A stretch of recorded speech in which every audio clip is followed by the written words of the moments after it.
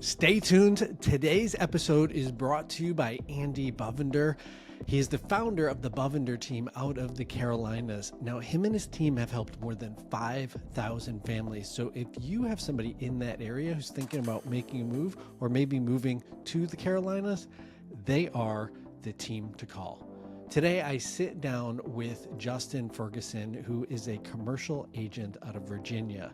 And what he shares is how he builds a long-term lasting relationship with his clients. But the cool byproduct of this conversation is we unpack the key elements that successful agents are doing daily. Now, you've heard me talk about the Inner Circle group before. If you're curious to learn more and be potentially added to the wait list, scroll down to the description below. And as always, I'm your host and San Francisco referral partner, Shawn Kunkler. Justin, what's happening? How are you? I'm well, Shawn. Good morning. Happy Friday. Happy Friday. Thanks for doing this. So this will drop on Wednesday, so we'll just say happy Wednesday to everybody out there. Happy another day on Earth, right? That's what matters. That's what matters. It's finding that silver lining. Before we dive in and before we start unpacking relationships and how crucially important they are to our businesses, if you could, in a couple sentences, just share with the audience who you are and what you do. Yeah, well, my name is Justin Ferguson. I'm a real estate broker in Richmond, Virginia. I focus solely on commercial real estate, buying, selling, transacting with apartments. Multifamily is my product sector. I'm reaching my 10-year experience doing this full time. And now over that time, I've gotten many more gray hairs. I got my hair cut a bit ago, and I thought, man, I have a lot of dandruff. Feels like, no, that's a gray hair. So I caught a few the last few years, but I'm a husband and a father of two, and I'm also a sommelier. I went really deep into wine during COVID, like most of us did. Everyone was consuming. We did. I figured I start, textbook learning about it, right? And here we are. So that's who I am. Love it. It's a nice little nutshell. I got into business with fewer grays as well. I had a little bit of gray. Now I have mostly gray and a little bit of color. And so it's definitely distinguished. I call it the distinguished look. Like that guy knows his stuff. Exactly. Been around the block. I've been kicked and dragged around the block a couple times, figured it out. Yes, sir. I like that when you were describing what you do within the commercial sector, you were very clear. It wasn't a wishy-washy. And I always find that the people who are an authority in a space, they are always definitively clear. This is what I do. And then it implies in the same token, these are the things I don't touch. So I appreciate that. Yeah, it's with multifamily, right? When you're reaching out to owners who own property, we call it the value proposition, right? We've all heard, like, what do you do in one sentence so that there's no confusion? Exactly. When you're at networking, you're on a bus, you're in an elevator, like, what is your short and sweet intro? So that's it. If I was in apartments, that's what I do. And that's all I do. Interestingly enough, the episode that drops right before yours, I sat with Aaron out of San Diego, who just talked about 1031 exchanges, which huge opportunity out there for agents. Yeah. Just like you were talking about wine. It's like, go out there, learn this thing, and you could potentially become an expert in it and then go after another sector of the market. But what's interesting about your business and how we got connected is the way that you really push the relationship up to the front. And that's the priority, not the transaction. How did you discover or decide, or when did you decide to really make that your focal point?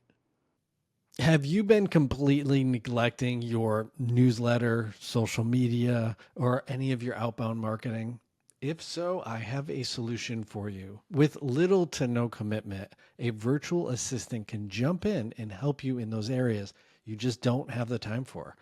For more information about hiring a virtual assistant, go ahead and follow the link in the description below.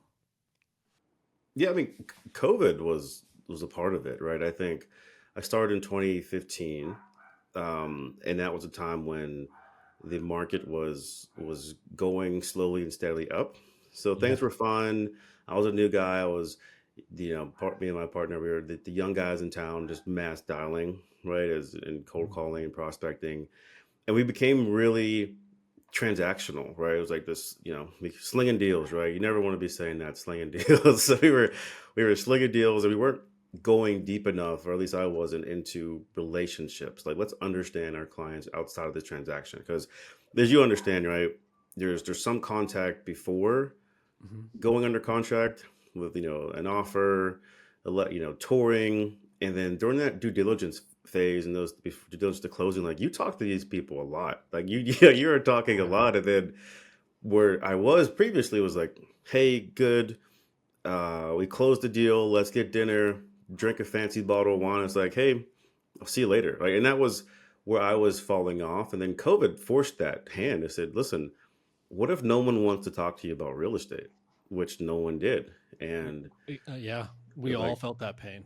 this, and I had a small child. I'm like, okay, let me take this pause as a reconfigure, because I slept that night barely knowing that it wasn't just me and my business and my family that was paused. It was like the whole world took a step back. So it Mhm, was like, mhm, let's mhm. all of us just collectively pause and try and be healthy, of course. And that's where wine came in. And I call my clients and say, hey, listen, I know that you don't want to sell. We don't know what's going to happen, but let's just sit 6 feet apart, right? Social distance, and just drink wine and just chat about other stuff. And that's how that fueled, and here we are now. I love that. It's really hard. I mean, we all lived through COVID, and it's really hard to live through something that challenging. But I think it takes a certain character to then step back and say, well, what's the opportunity here? And in light of worst case scenario, pandemic, Hmm. you reflected on that and you were like, well, what can I do? So I really appreciate that. And I think even now with the interest rates changing and the decoupling happening, I think there's a lot of agents still out there. I heard 70% of real estate agents in 2024 did not make one sale. I And believe it. so I think to your point is step back and think differently of how I can show up for these people. Yeah, I think when you're looking as an agent, you have to understand your job is to be the best marketer you can. And I think people, Yes. when people miss that as an agent, like, hey, I got to get this property and I have to sell it. Well, yeah, that's part of it. But if no one knows you have the property, you can't rely on the MLS all the time. And that does good business for a lot of people. But you have to be understand marketing. And in times when people are happy, when they're sad, you want people to reach out to you for advice and value at any point. So Yeah. I think with, you know, now in 2025, everything's uncertainty. We don't know what's going to Mhm. happen. Typically, not talking politics directly, but typically, like, if you knew which party was going to win, you kind of had an idea of how things were going to go. Well, it's a little bit Exactly. different. A little bit different this time. This time around, it's like, no, everyone's waiting for the news briefing, and that's why the business needs to change again for your clients, is saying, well, here's what we do know. Here's how we're deciphering the data and understanding it. Mhm, And mhm, how can I help you or get you more clarity? Right? Just value, not mhm. selling, just here's information you can have to buy something else. And I think that's what people miss is, I need to add value. And if I know you're not ready to sell, how else can I just be in your life and be valuable to you? Hey, real estate pros, be honest. You know you should be using video, but maybe you feel awkward, don't have the time, or just aren't seeing the results. This is where Kim Rittberg's Video Bootcamp comes in. This live coaching program helps agents create high quality videos quickly and confidently, resulting in leads and clients. Her students have seen results. One landed 3 new clients directly from social media, and others brought in millions of dollars in closed sales. Spots are limited, and to apply now, follow the link in the description below. Yeah, and I really want to hit this point home is if you just step back and you just blanket statement, most people assume residential is emotional and commercial is logical. That's just a blanket statement. And you're saying, I'm in commercial. and I'm emotional. Like I emotionally connect with these people, and I think that's such a valuable thing for people to hear who are in just the residential side, because emotion creates motion, and that's what drives decision. And people do not work with people they do not like and trust. Hmm. Period. Like you are never ever going to buy a car from somebody who you just feel in your gut they're not telling me everything and they're trying to rip me off. You just won't Yeah. proceed. And so I really love that you married that side of it to an area of this, a sector that is known for just being data. Yeah, it's great. I mean, it's still very data, but as you go higher and higher, and I think that this thing was, you made is the emotional side. Yes, emotions do come in with residential, right? I think I started in residential many years ago, and it was that emotional side of, hey, this home checks every box, but the emotional response is you can't see growing your children here. Like that's fine. That is a logical and emotional reaction. Emotions, you know, in commercial are there, right? And because Like, whenever money is at play, that's when you really see people, right? That's what emotions at any deal size. And what's great about and not known as much in commercials that the larger you go in these deals, there's only a few brokers that are even at the table.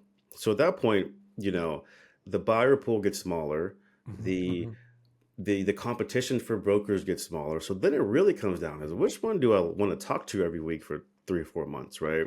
And Exactly. that's when people miss out. Now, smaller deals, there's more volume, obviously, but when you're in 15 million plus deals, like there's only 2 or 3 guys that you would even consider selling your property. And do you like that guy? You know?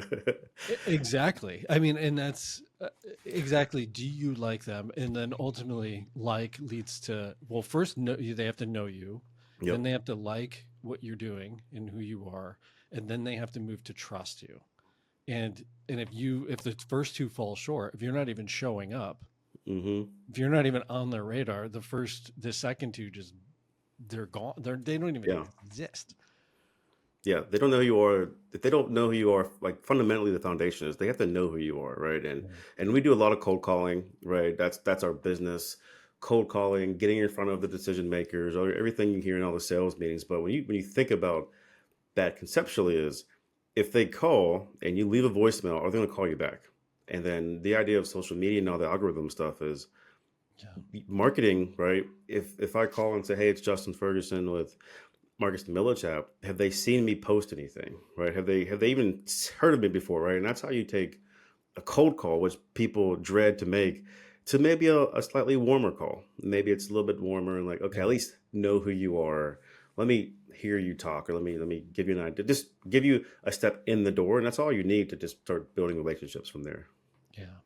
And I really appreciate that you went in the wine category, because people generally who are investing, they have the extra, they have resources. And when they have the financial Hmm. resources, they tend to have other hobbies.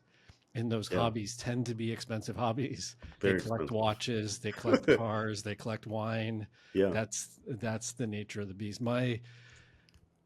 The highest sale I've made to date, he fell in love with this in particular house because it had a whole wine room, and he was a big, big wine collector. And Yeah. so Yeah. it's That's smart great. that you're tapping into. I'm sure that wasn't by accident. You sound like you've figured things out, but it's cool that you tapped into this other thing. Yeah, I think there was some strategy going into it. I mean, like I said, like we close a deal, you're going to the dinner, going to the steakhouse, right? You're getting steak, and like, why are we getting this wine, not that wine? And I didn't grow up with wine, so a part of it with the value was I want to be smarter at these dinners, right? I want to make sure that Yeah. there's like the ego and imposter syndrome that's always involved with us. Like I want to at least look like I belong at this part too, right? I got you from this part of the deal, but like I want to show that I can hang out, we can interact and talk about stuff that's not real estate, right? So we Mhm. enjoy to do it again. And that's how the wine piqued the interest. And then I started really getting deep into wine.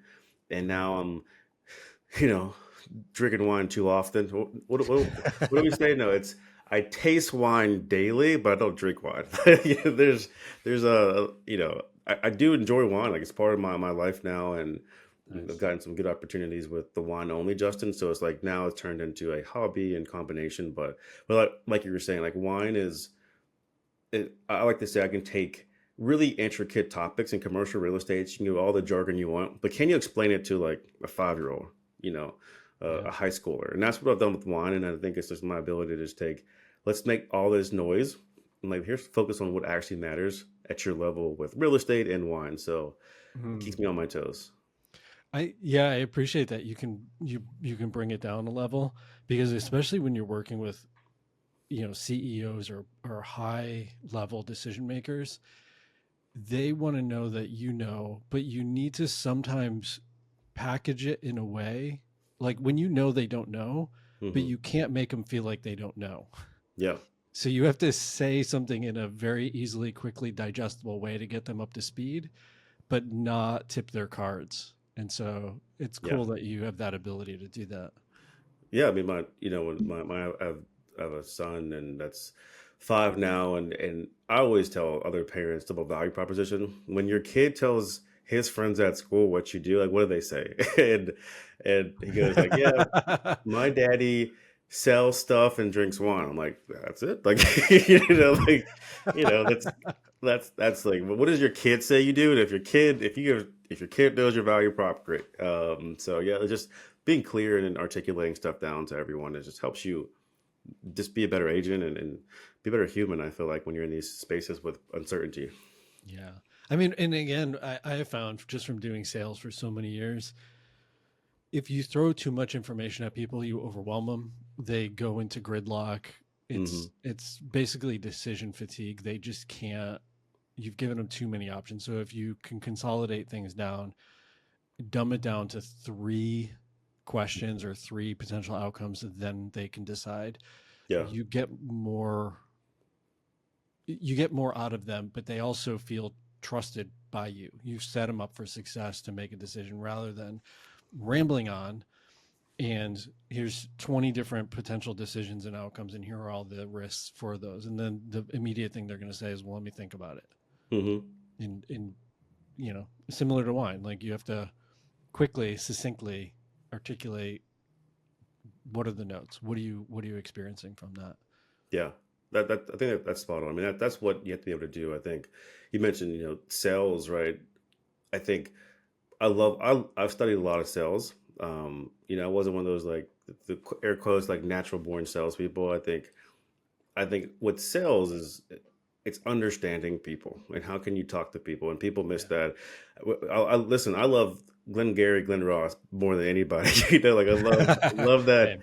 old school pressure sales. Like, but then like it's 2025, that doesn't work anymore. Like we need to, Mhm. in an era where everyone can get the same data that you can faster, that the salesman is not the data guy anymore. Like Mm-mm. I got more data on my phone now than that salesman may have, right? And it's faster. So how can you just talk to people, understand them, bring them value? When you call, do people pick up the phone?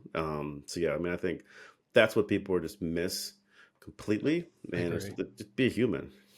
I agree. It's crazy. I heard a quote. Somebody said, we have more access to information in our pocket than Bill Clinton had while in the office, I which is believe that. staggering. If you think about that, you're like, holy crap, that's so astonishing that Yeah. just the everyday human has this incredible knowledge.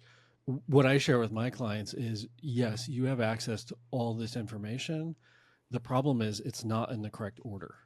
And Hmm. my job is to help put you in the right order so you can make the most educated decisions at the next threshold.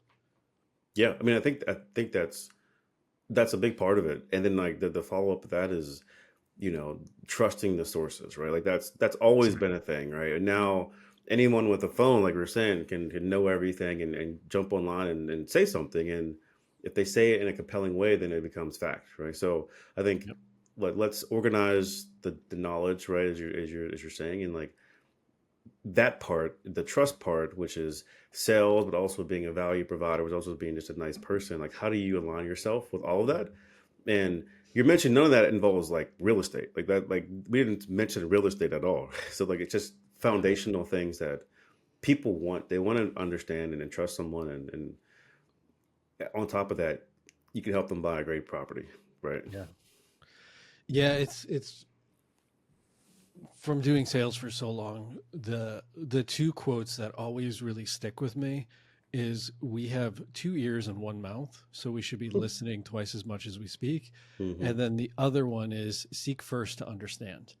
Yeah. And if you just don't understand what their motivator is, why do they want to make this investment? Why this property? And you if you can't and you're not entering their world, they're not going to trust whatever prescription you give them for that ailment, because it's similar to going to a doctor. If you walk into a doctor, sit on the table, and they're like, "Here's a red pill," and you're like, "But I haven't even told you what hurts." Yeah. It's just like a physician, they have to go through a process and evaluate and understand and do their test and figure out where the need is and what the problem is, and then match you, Yeah. just like we match with properties, then match you with the right, here's the thing that's going to solve that problem, whether it's PT, whether it's a prescription, whether it's just rest, whatever it may be. But we have to first understand, and I think that's really a relational component that comes out in nuance. It comes out when you're hanging out. It comes out with you and I hanging out. I just Mm-hmm. learned that you enjoy wine. I didn't know that before we hopped on. That's a cool, interesting piece about you. I also see that you wear French cuffs and you have a monogram on your sleeve. It's like I notice attention to detail, and so. And then it's like, boom, we can start talking about custom shirts, which I'm sure you have more than one. Have a few. Yeah. Listen, if you're going to nice dinners with good wine, I'm sure you have. Yeah. I'm sure you have an amazing tailor. I have a guy, right? I got a guy. That's one of the biggest, again, in sales, and really, like, you're starting, and as soon as someone says, and I know every agent who's listening has gone through this, as soon as someone says, you know what, Shawn, I think I'm ready to sell. What does everyone say? Great, let's do it, right? Like, there's that initial response. And I had a coach years ago. I'm now a coach, and I believe and coach told me, he's like, listen, you will get way more confidence and trust from that client if you take a step back and say, well, that's great news.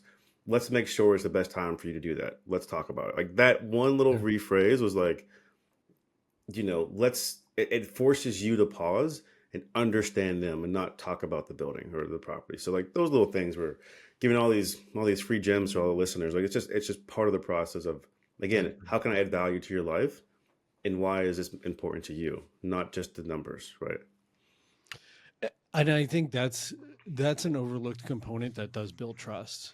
It's not dissimilar if you go to a really nice restaurant and you choose your meals, and then you pick a bottle of wine, and then their wine director says, "Hey, you know what? This other bottle may actually pair better." So Yeah. they're turning you away and then guiding you to another one. And you're like, "Oh yeah, you know what? I hadn't considered that." And then you can have a conversation about it Hmm. rather than, "Sure, no problem." And then you having maybe not the best experience from that. And so, yeah, I think again, it's like seek first to understand. It's like, why do you want to sell now? Why are you thinking now is a good time? Hmm. Similarly, I had a very really dear friend reach out and said the same thing. Hey, we're thinking about selling. Should we sell now or wait? And it's like, well, it depends. Is that's my first answer. Tell me what's behind your decision. Like, let me understand what you're thinking. Are you trying to unload the property because you're in financial distress? Are you trying to sell it to maximize profit? So you're trying to time the market? Like, what is give me Hmm. more about your driver, then I can tell you a more specific answer. Because we all know it's not timing the market, it's time in the market. So if you Hmm. can maybe holding for another 5 years to strategically make those moves, maybe that's the better thing. But I need to understand where you're coming from first. And Yeah. I think that's the new agent who doesn't have the financial comfort, and they just want to rush, like, yeah, let me just make a quick sale to Yeah. save me, and then they lose track of who's important, and that's Hmm. always the client. It happens all the time, and I think when you're trying to add value to someone in their business and their life and their family and their investors and partners, it's always overlooked. And Yeah. again, you're looking back at the old sales was, understand their why and motivation so that you can pressure them throughout the entire time. Well, that doesn't work, right? The reason why you understand what the motivation behind someone is that when things do get hard and they want to make a potentially, silly or brash decision because emotions get involved with money or they find something, it's not so that you can pressure them. It's that, like, let's just pause. Like, we started this process for X, Y, and Z. Does this process still align with X, Y, and Z, right? So I think people miss that. And the new agent who has no idea why the person wants to sell is going to run into a roadblock. They're not going to know how to get to it. That's where deals fall apart. So I think it's just, when you take back the word sales, which triggers people every day, it's let's just be a advisor, a helper, and just say this is a holistic process, not just for this one deal. So yeah, I mean, a lot of great points there. Yeah. And I mean, in your world, especially if people are triggering a 1031, there's multiple deals that can happen from this one individual for Hmm. a lifetime. And the moment they feel pressured into doing something and making a poor decision, they're done. That relationship is dead. That's it. It's going to be impossible to recover from that. And so, yeah, I really genuinely appreciate your approach and your ability to step back and really evaluate not only the client's need, but who do I need to evolve to be that for them, which is hard. It's hard to figure out, like, hey, like, I personally need to make some adjustments here. There's with real estate here. I'm not sure what it is in California, but or for homes, a an owner loan terms are between 5 and 7 to 10 years. So I know that if I'm selling to most owners, unless something crazy happens with their business, um, divorce, family, like the main things that cause anything to dissolve, right, and slow down, they're not in a position to really sell or do anything until year four, at which point they're more motivated because they have to refinance, or year six before year seven. Like, so right before their loan renews, they don't need me. And I know that. They know that. So it's like, how can you add value for 4 years to someone Yeah. and suggest, like, hey, I'm here, but also be mindful that it doesn't make sense to sell. So, like, I'm not talking to you about bombarding with sales comps, right? Because sales comps don't mean anything because you can't sell right now. You have a prepayment penalty. But what do they care about is, listen, we're seeing insurance, with these wildfires. We're seeing insurance, and I live in Virginia with a coastal region. When we underwrote flood insurance, it was at 250 per unit. Now it's at 800 per unit. So, like, hey, Wow. how are you navigating flood insurance? That is killing your returns. I know it's killing your returns. With inflation, labor charges, like, I know that as an owner, you're seeing headaches with that. And then, like, if your property manager is dealing with inflation in certain cities where they're doing minimum wage and like other things that are going up, Hmm. that means your Hmm. property manager has to make more money off of you, and then that cuts your number. So again, all of these conversations I speak daily with are not about selling real estate. It's about, let's provide value to your business because I talk to the most people and I know what's going on. And that's what I want to get to you. Yeah. It's funny. I always hate when people say provide value, but I love the way that you define that, because I think people distort. Yeah. I think they misinterpret what that means. It's Yep. it's similar to, like, be authentic, and it's like, yeah, the definitions got lost. But I feel your definition of providing value is how it's defined, right? Because in our world, or my world of residential, statistically, people stay in their homes for 14 years, unless, to your Hmm. point, there is a critical thing that's forcing their hand, a death, a divorce, something Yeah. bigger than them. And so you can't just show up every day, hey, are you ready to sell? Here's some comps. Like, both of those are Don't need going it. to it's gonna piss them off, Yeah. period. But knowing, and again, it's like entering their world, knowing what's going to eat into their profit margins, and then showing up with solutions, and even just simply acknowledging that, like, hey, I Mhm. know you're struggling with this right now. And it's like, oh my God, I totally am. It's like they're seen and heard. It's so important. That's a relationship. Yeah, yeah. And you mentioned earlier when we were speaking with some people who are, you know, more direct or keep their things closer to their chest, right? And they don't want to share that. A lot of people don't want to share that they're struggling. And Mhm. it's just, listen, here's what's happening with other people, right? And we're like, how do you articulate that? 9 out of 10 people in this region are facing this. You may be too. You should look into it like that. And then those are more of the techniques of just engaging with people. But yeah, that's I did define value as how can will you pick up the phone if I call, knowing that we'll leave that phone call with something positive and going in the right direction that Yeah. adds to your life. And that's how I define it. And I think now with jumping into our friend ChatGPT, we're seeing I did a post on LinkedIn a few weeks ago. It was like, if you sound like ChatGPT on LinkedIn, if you sound like ChatGPT on email, if you sound ChatGPT on text message, when you pick up the phone, you sound like the Incredible Hulk. Then we're going to know who's been doing all the work here. So like we're at that point now where listeners can use AI and start to use things. Say like, I want to provide my clients value. I heard Shawn and Justin talk about it, but the next part of that, which we're seeing every day, is just like, okay, let's be better at using our tools, right? Yeah. Don't let the AI speak for you, and that's what happens. I mean, too often now, and with AI growing as quickly as it is. Uh, uh, Amen. Yeah. I mean,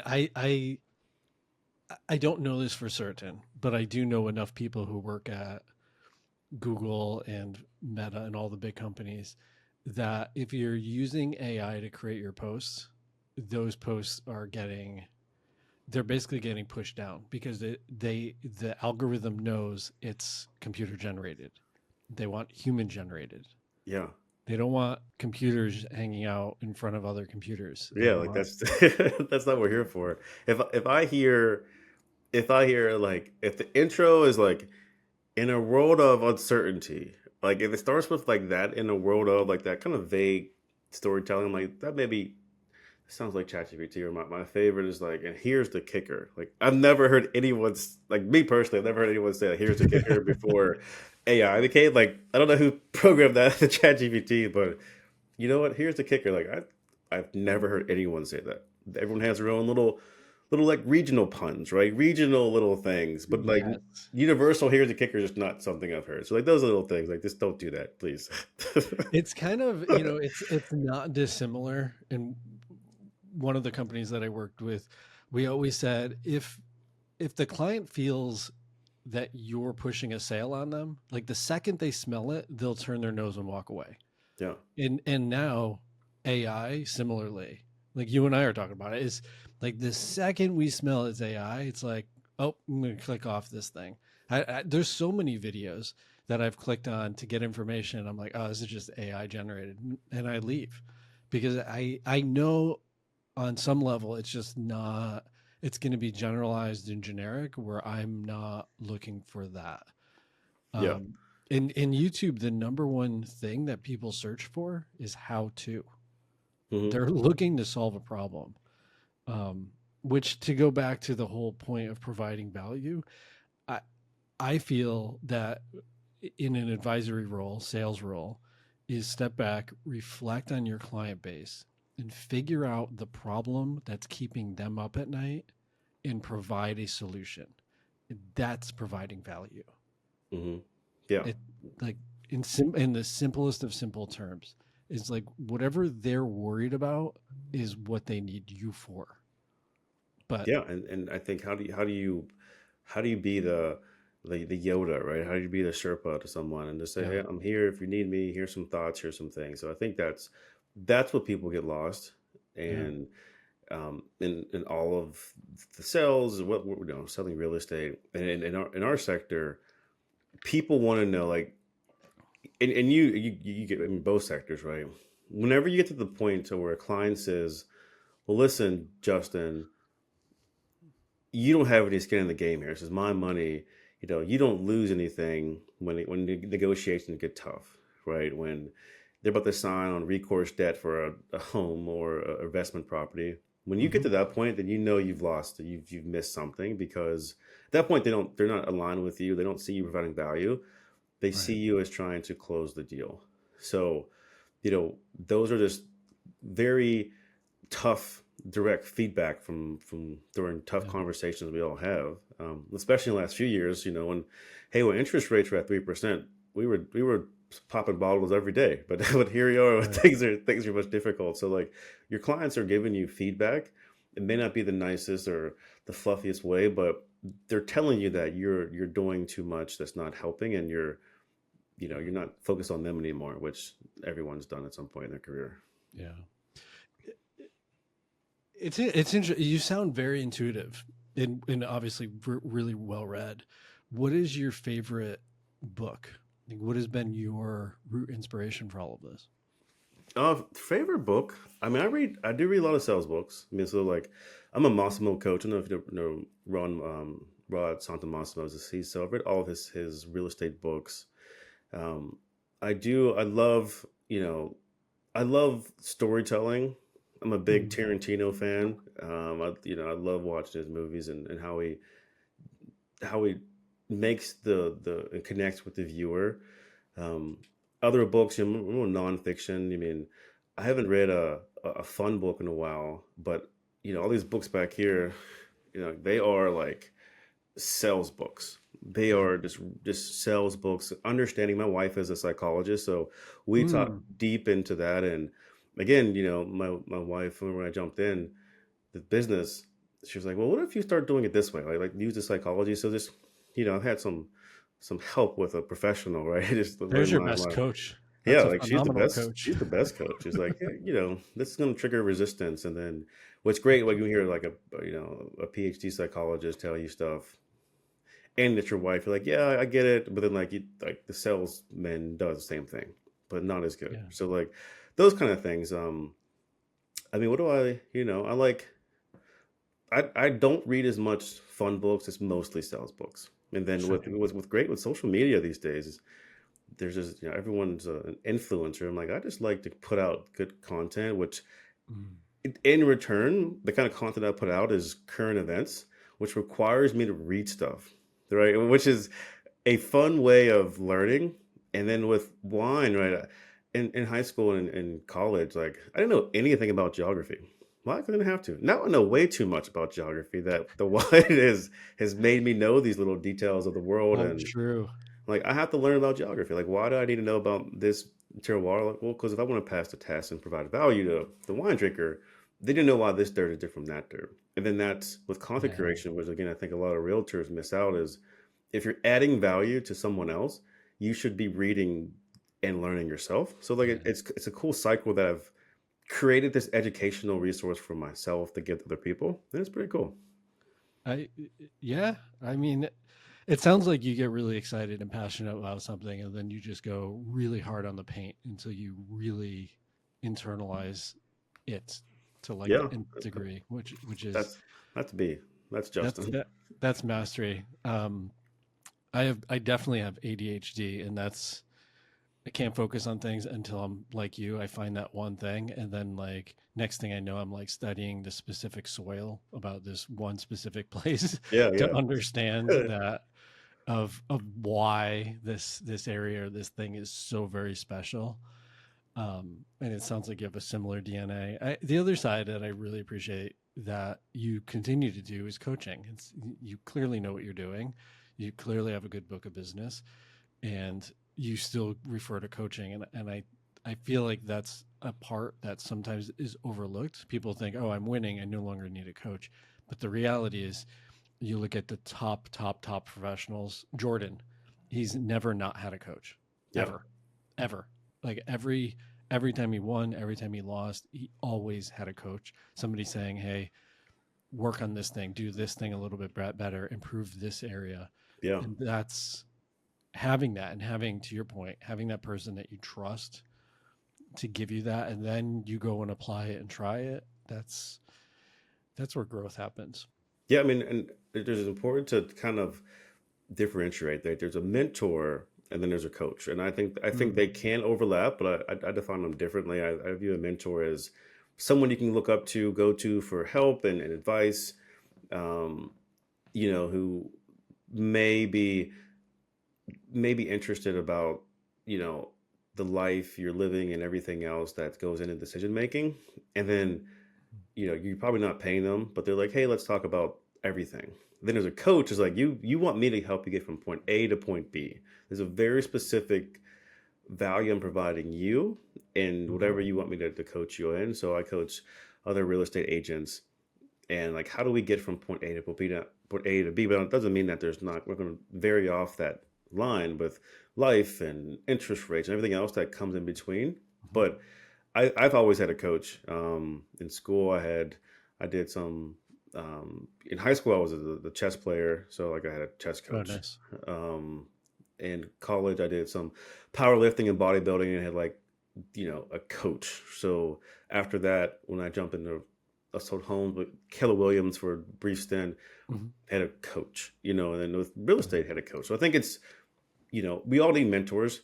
Get as many mentors as you can, people who you look up to, you trust, who are doing better than you are, and you think they're awesome and can give you some help. But if you have the means to get a coach to Yeah. help you, structurally go from point A to point B, and it makes a big difference in your life and your career. It's fascinating that you brought up lifting in college or in high school and having coaching and guidance in chess. It's fascinating from doing this podcast and now having well over 100 guests in I don't even know how many hours I've sat with people. It's astonishing to me how many people were athletes at a young age, and I don't think that's a true indicator of somebody to be or not to be successful, but I do find that it helps them become successful later in life, because I think when you are in that position, one, you have a coach, you have somebody guiding you, so you Mhm. become familiar with that thing. But I also think when you learn to lose, it it teaches you that you lost, you're not a loser. Yeah. Yep. And on the other side, when you win, it's you're not a winner. You just won. You had a better day than the other person. And Right. so it kind of keeps you humble, keeps you in the middle. And but you're then still very coachable. And then that applies, those same rules apply much later in life of like smack dab in the middle of COVID. Like I'm losing right now. I'm not a loser. It's just a situation I'm in. Yeah. What's the solution here? And then you just you look for an opportunity Yeah, and you go. those are great points. I mean, there's famous people over the years. Allen Iverson was, had some of the best quotes. Practice, what's practice? Oh, practice is good. Good practice is good. Yeah. That's he was naturally gifted and he practiced. You don't need to say you want to, but like practice. And one of the famous quotes is, the game is won before it's played. So like, what are you Yes. doing leading up to that? Again, I still play chess for many years. It's those little moves and those details where you can win. And that, kind of one of my favorite things when I was younger. I don't know if you have any anime fans. Everyone knows what Dragon Ball Z is, right? We've all Mhm. seen it. But every episode had the same structure. It was there's like the talking and the yelling and then the fighting, but the main character in every episode was like inches away from defeat. And he dug deep and then he won. Like that is the whole story of Dragon Ball Z. But that's like life. If we get, we get jump into theory, like everyone gets to that brink and then you have to dig deeper. And that's sports and that's brokerages, right? There's always that one more call before you make the connection. One more rep, one more this. And I don't believe in the super over the top toxic positivity like hustle culture. Like I think you should have balance in life, but a Sure. lot of times, you do. It is like one little bit more you can dig deep, and people who do dig deep and get back up do well. Like you said, you're not a loser. You just lost, but tomorrow you can win. So Yeah. that's how I view it. Pretty much everything at this point. Yeah, I mean, I've been in and out of gyms my entire life too. It's like you have a hard workout and you hop on the scale, nothing's going to change. It's that Yeah, consistency over time. And sometimes you have good workouts, sometimes you have bad ones, sometimes your diet is on track, sometimes it's not, sometimes your rest is on track. But you're if you default to being consistent with the things that are in your control and then realistically and reasonably measuring them, that just sets you up for long-term success, regardless of the industry, the hobby, the activity, whatever it is. Yeah. But I agree. I think that the toxicity of the hustle. I think there's a, I think there is I think there's lazy people out there, and I think there's people who spin their wheels.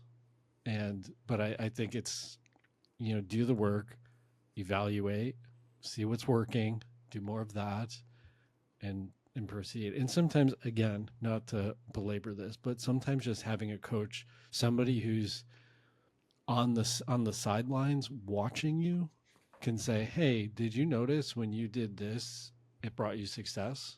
Yeah. Let's do a little bit more of that." And you're like, "Oh yeah, that's true." So sometimes I think everybody needs it in personal relationships and business and in life. Yeah. I mean, I think the gem here for all it's the little things, right? That Yeah. I'm big on metrics. My company has got me big on metrics, like calls and presentations and like really measuring things, because when you look at the best, they take the boring task and just perfect them. It's just not, Mhm. people give real estate agents and realtors like a bad rep, saying you guys, us, we're not smarter, we're not good. Well, like, yeah, like any business has some good guys and not, but the good ones make it look easy, right? And that's where I think they've Always. mastered all those little nuances. Like, when you have a bad agent, and if a deal went well, most people don't say that was a good agent. They're like, because the agent was ahead of everything, so it got stuff done. And people miss that. It's like, man, that was really easy. Good job. See you next time. Versus, man, that agent was terrible. The same way why people don't go online and give good reviews. There's like 10 times many bad reviews than there are good reviews for anything. So I Yeah. think keep that, people listening, keep that in mind, that if you're doing it well and you mastered it, it's working, versus when you've done it not well, and just Yeah. the little details day in and day out. I mean, as real estate isn't prospecting on real estate isn't complicated. Can you just make phone calls, or can you reach out and stay consistent, and then it builds, and you see it, year 2, year 3, and then the curve, right, of Yeah. all this business. It's so true. I mean, it's funny. It's like the highest compliment you can receive from a client is them saying that was easy. But that's the worst thing for a review, because you're not going to get one. Yeah. Yeah, like it's with so my sales cycle in real estate. So let's say we meet January 1st, and you said, hey, I'm interested in seeing what my property's worth. We meet the second week of January, and then second week of January, we talk about your property. You send over your tax returns and numbers, and then by end of January, we meet again and we say, yes, here's a price. You take 2 weeks to talk to your family or your business partner. So if we move forward, let's say it's like the second week of February, excuse me, before we're listed on the property, it takes 2 weeks for marketing. So now we're like mid-February to end of February. The marketing process in today's market is like 90 days is a really good solid time of marketing, and that's touring, getting offers, call for offers, the whole process of making sure the entire world knows about your property, right? We do a very slow and steady methodical approach to that. So we're in February, now we're in May, right? Just before we've got a serious offer, unless someone comes in crazy day one with them strong. So then the study period in our business is 45 days. So now we're in, end of June, July. Closing appraisals take 4 weeks, a month. The bank needs a week to review it. So now we're in August to September. And then everything good. Like if you and I met in January and everything goes perfectly, we're closing in August or September. Just like conceptually think about that. So for my business and my demeanor, this is me all the time, like it's how well can I be day one? Because if I can provide value and get a foundation for this deal, I'm still doing all the work and I'm not paid until September. I want to make Yeah. sure everything is aligned step by step. And I think that's what people miss. If you rush any one of those processes, you're setting yourself up for failure in the back end, especially with a long, sales cycle. So Yeah. just be mindful that how can you take those little details every step of the way and just perfect them. Yeah. And to your point, I mean, there's nothing worse than getting to almost the finish line and then having to start over.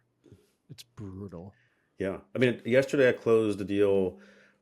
Um, I closed the deal yesterday, and I don't think the buyer really dug into the numbers. And there's the buyer's agent. I don't think the buyer looked at the numbers for about 45 days.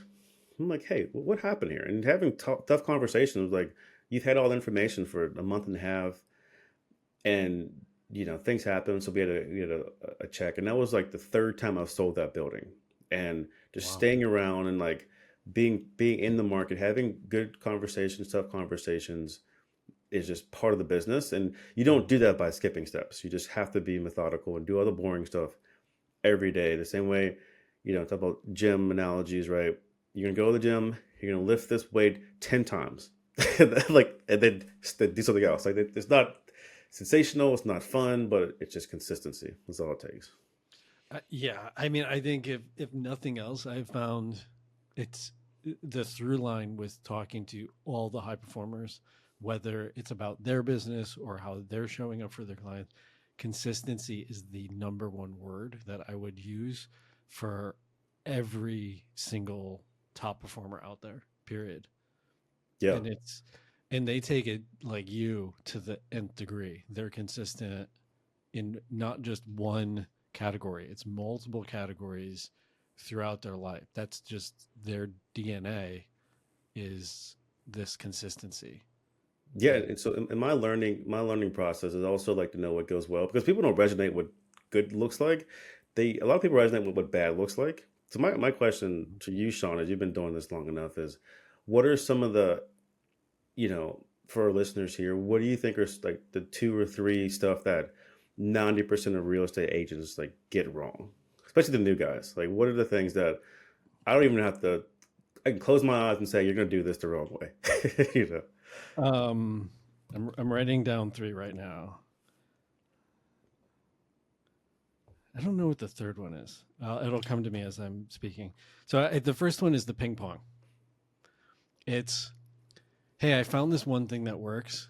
I'm going to do it. I'm super busy, so I'm going to stop doing it. Yeah. Now my business slows down, and now I'm going to go do something else. Yep. That's not working. So I'm going to go try something else. That's not working. I'm going to try this thing that worked once, and that starts working. Now I'm super busy, so I'm going to stop doing that thing. Mm-hmm. So that's the ping pong. The other one is the horse with blinders. The racehorses, all racehorses have blinders. Mm-hmm. It's so they don't get distracted who or what is on their left and who or what is on their right. Yeah. The racehorses don't have blinders. And they're so worried about what the horse on the left is doing that the one on the right is passing them. And then they notice the one on the right passing them. And so they Yep. try to catch up to that horse, and then they start chasing the horse to the left, and then they wind up coming in last because they're focused on all the wrong horses. And Mm-hmm. so similar to the ping pong, they're just there's too much that distracts them. And then I would say, these all kind of fit together, but consistency or their lack of is my good friend Arjun said, look good, feel good, do good. And I think as basic as it sounds, and I don't know you that well, but I'd be willing to bet that you have a pretty consistent wake time. You probably have a very consistent morning schedule routine.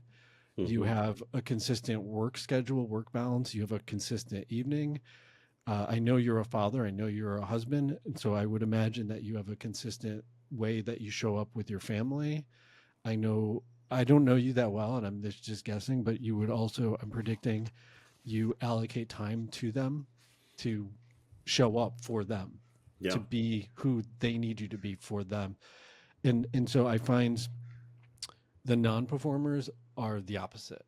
They wake up when they wake up. They don't have any pattern to what they do. They sometimes get coffee, sometimes they go for a walk, sometimes they get ready, and then they show up to the office and they go, what should I do today? What do I feel like doing? And they're Mm-hmm. tourists in Yeah. their Yeah. job. Window shopping. Um, and then with that, they realize that it goes back to the ping pong. sometimes their relationships are doing really good, but then their business is suffering. Then their business is, they're going to focus on that. That gets really good. And then their health suffers. And then they're like, oh, I'm going to focus on my health. And their personal life suffers. And so I find that Hmm. there's no pattern, there's no schedule. I can also tell you from doing this, because I do sit with so many high performers, they show up. They put it on their schedule and they show up. The people who don't put it on their schedule, they don't show up. They And don't so do the it. people Yeah. who don't have that, they're just not disciplined to have the organization. And so those I would say are the three absolute biggest patterns. And I'm sorry that I was like calling attention to you, because I don't know if it's true or not, but I'm just based on what I know from this I conversation. didn't know you were Sherlock Holmes. You got it all right. Yeah, how accurate was I? I think you're pretty, I think you got it pretty spot on. That's me. I think systems and structure. I look back. Was it? I'm the kind of guy. We talk about like was it maybe the Wall Street Journal or someone like people are so in the blinders was a great story. I mean, people are so overwhelmed with decisions, right, Yeah, and life and everything because there's a lot going on, and then social media wants you to know about it. And I'm the kind of guy like when I wake up, I have like 10 white shirts. Like I have 10 of these shirts they're same cut. The monogram's different. I'm like, I don't want to think about what shirt I want to wear. White shirt, put a suit on. So for me, yeah, it's like, let me focus on spending time with decisions that I need to. Like, what am I going to do with my daughter today versus what yeah, am I going to wear? And I eat the same thing. Like there's the live to eat to live. Like I'm like, yeah, I just need food that's going to keep me going versus yeah, I like food. I like good wine, but those little things, like how can I take the noise out of like what really matters for me and my yeah. sanity today? So that's good. I think one of my favorite one I would add is a story. We had a new agent years ago. This is when like I believe like focus on what you do and do it well, and keep doing it, which is part for everything. Like if you need to, as real estate we say, like you want to hyper focus. Like if you sell apartments, sell apartments. You may don't dabble in anything else until you really got a good certain footprint on this one Right. sector. Um, he was his first year. He kept saying, "Listen, Tom Brady is really good at this. They don't have him doing anything else." I was like, "Well, listen, you're not Tom Brady." This is after like Tom Brady had won his fourth Super Bowl ring. I'm like, "No, Yeah. you're Tom Brady in middle school right now. Like this, so like you're not here." And because he was like really good at making phone calls. Like he didn't, Yeah. he was okay here and no. Like he was the phone guy, but then like okay once you get them on the phone and enough like what happens when you go in person, and he didn't want to learn the business. He's like, I want to make phone Yeah. calls, but like we don't want a phone call guy. We want a guy who can go up and evolve and learn the business. So for new agents, like if you have one thing to use to like it goes very well, which is great, like keep doing it, but also learn other stuff to make you more well-rounded Sure. because you know when people see that missing part of your business or your strategy, like it's glaring. You're like, okay, well, Yeah. this guy isn't that good. I thought he was, right? Yeah. I mean, I agree. It's you should from a skill set perspective, you should have as many skills to facilitate that transaction, right? And it goes back to evaluating is, hey, if I'm really strong on the phone but I'm not good in person, I really need to skill that thing up, because that's the job description. Yeah. Um, and so yeah, I appreciate you creating that clarification. It's where I think agents go awry or go astray is they, it's like I have a client in two towns over who wants to sell a property. It's like, is that the best use of your time? And it's, by the way, it's a commercial and you're residential. Oh, and Hmm. by the way, it's, it's this other thing. And it's like, you got to figure out, is that your business, or like, do you want to be known as the person who's spread thin? If it is, great, do that. But I think, stepping back and figuring it out. I mean, sometimes that's where coaching helps is like, hey, maybe you should consider these things before making this decision. But to go back to your point earlier, Steve Jobs, Mm-hmm. there's actually a study that we can only make so many decisions in a day. There is a thing called decision fatigue, and we do burn out. And if we're making highly complex decisions, then you shouldn't have to worry about what am I going to eat for breakfast? What am I going to wear? That's why Steve Jobs always wore a black turtleneck. He Yeah. found one that fit perfect and bought a closet full of them. Obama always wore the same suits, with the exception of one tan suit, which everybody razzed him Oh, for that never hear the one end of time. that day. Huge Similar scandal. to you, I bought all my suits to match all my shirts, to match all my socks, to match all my pocket squares. So no Easy. matter what combination I grab, I don't have to decide. I can literally just grab, everything will match. And I can match the jacket and pant, like mismatch the jacket and pants with shirts, and everything flows. And so that was intentional because We can be similar to friends, you. Sean. That's how I function. Like that. Like I don't want to think about half of these things. I have to negotiate this deal today. Like that's it. That's my bandwidth.